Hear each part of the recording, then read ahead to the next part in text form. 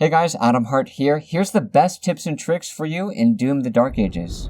You can get health back if you upgrade the rocket launcher. If you parry a green attack, you can heal yourself with the splash damage. So once you parry it, you don't have to worry about hurting yourself when shooting the enemy up close. Instead, you'll heal yourself. And if enemies are far away, you can just shoot the ground and that'll heal you too. And this is especially useful when fighting hard enemy types, and in between each parry, you can constantly damage the enemy and heal yourself at the same time. There'll be a short window to heal yourself, but it's easy to get. I found this really useful on the harder difficulties. There's other useful perks you get when upgrading your weapons, like you can make enemies explode when you see a yellow glow when you throw your shield at them using the shredder weapon, or you can change the skill on that same weapon so bullets bounce off the enemy when you shoot them with the shredder while a shield is on them. Another useful upgrade is with the combat shotgun. If you upgrade smelt, then enemies will drop armor for you while burning, especially useful on the harder difficulties. You can set your HUD to the classic avatar if you like some classic nostalgia. If you guys want to do this, go to your settings, UI, HUD, face avatar style, and set this to classic. Later in the video, I'll show you guys more useful settings. This flying enemy can be hard to kill, so a good way I found to kill him is throw your shield at them,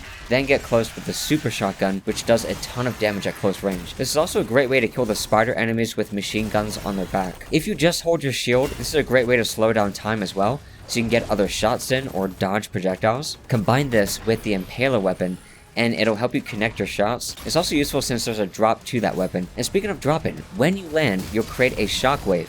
But if you slam your shield into enemies first, you'll do 2 impacts instead of 1. So 1 from your shield, and then your feet slam in the ground for the second. You can also throw your shield at the ground, and if you get the right angle, it can ricochet off to kill even more enemies in the distance. And another useful thing with the shield is you can go through projectiles while shield bashing, so you won't take any damage.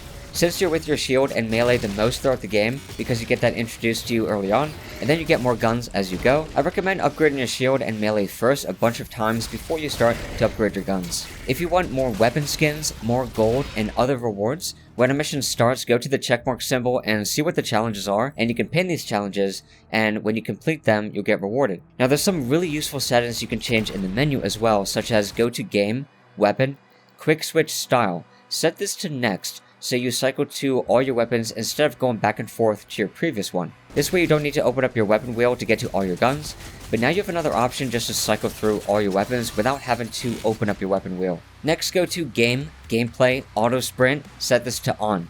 Now you don't have to press your left stick to sprint, you'll do it automatically and get to the action faster. Next, go to video tab, display, window mode, borderless windowed. Because my game kept freezing when I was in the menu, and I found all my games become more stable when I do this, plus it makes it easier to go to your desktop if you like to do something like look at mods and sort mods around.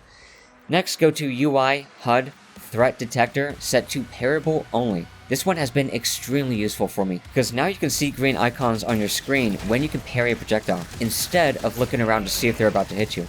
If you want, you can just set this to on, but you'll have a lot of markers cluttering the screen, so I would recommend just setting this to parryable only, and then you only have parry indicators. Next, go to controls, miscellaneous, weapon wheel open delay.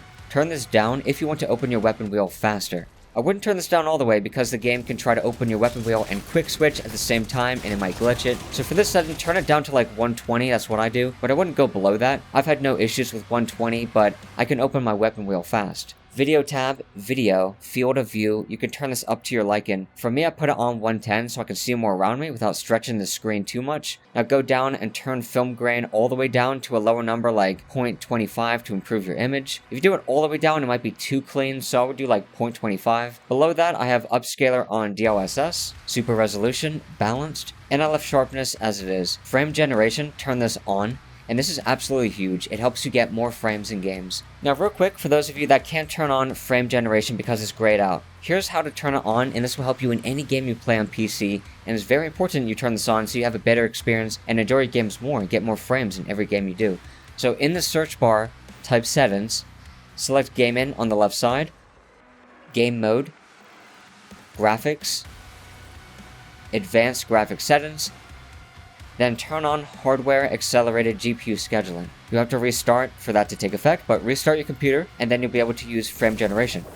Once I did that, I was able to select it in the game and I was able to select 2 times. If you still don't have this option because of the type of graphics card you have, that means you have a lower graphics card, but don't worry, I'll take care of you guys with graphics settings later in the video. And then just go down to motion blur and turn it off. Now let's get into the advanced category. So I'm going to cover what I recommend for the best frames and graphics possible and finding that balance. I'll show what to do for a high-end PC and then what you should do for a medium or lower-end PC. So here's my settings for a high-end PC, with Ultra Nightmare being on the settings that have much more of a visual impact in the game, but saving frames on other settings that aren't as crucial.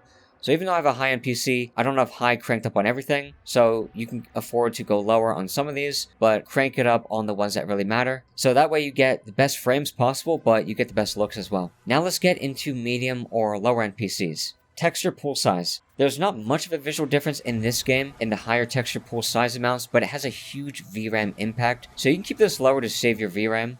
So this is what I have it on. Shadow quality, medium. Reflections quality, low. Lights quality, high. Particles quality, medium. Deco quality, medium. Water quality, high. Volumetrics quality, medium. Texture filtering quality, ultra nightmare. Geometric quality, ultra. Shading quality, high. And directional occlusion, ultra. And those are all the graphic settings I recommend for you guys. The last tip I'll leave you guys with is you can actually tweak the difficulty to your liking, whether that's damage you deal or take, and even the speed of the game. So you can play this game exactly how you want, and with all the tips and tricks in this video, I hope you guys have a great time with this game. Also hope you guys enjoyed the video. If you did, drop a like and comment to help it out. I really appreciate it, guys. Subscribe for more, and thanks for watching.